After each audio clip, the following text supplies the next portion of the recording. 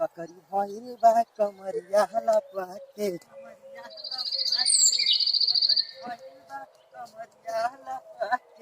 सुति गइल सैया सेवकिया चपा के ककरी भइल बा कमरिया।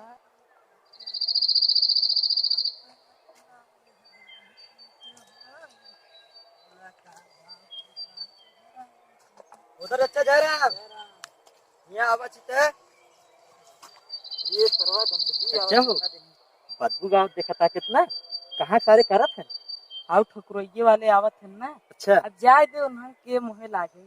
अच्छा मन बुढ़ुअन का है हाँ आज चला सबक सिखाई जी सानी के आवा चली जाए।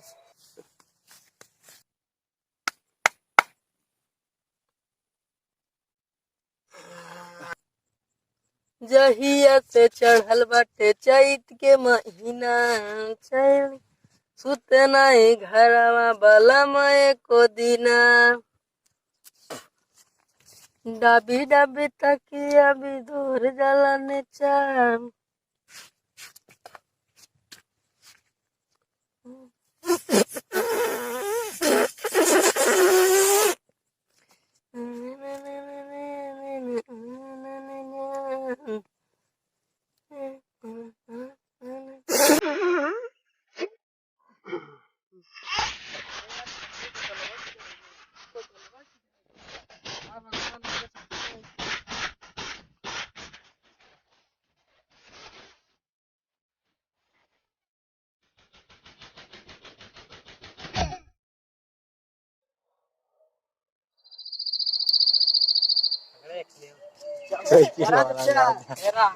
अच्छा ठीक बा 10 सर का भाई बैठे दे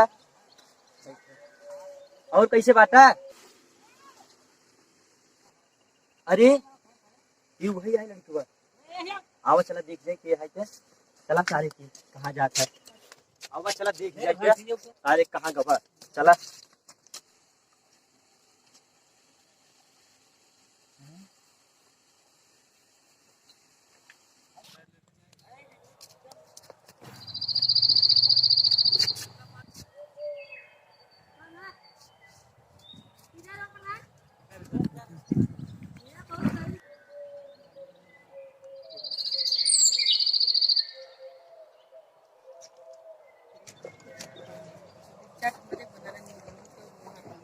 दिखात रहे आज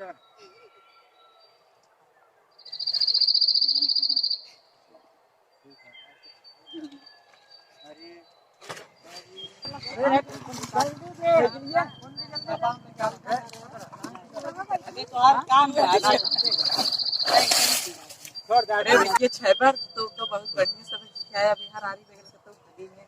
अच्छा अब वो बोल करे दोबारा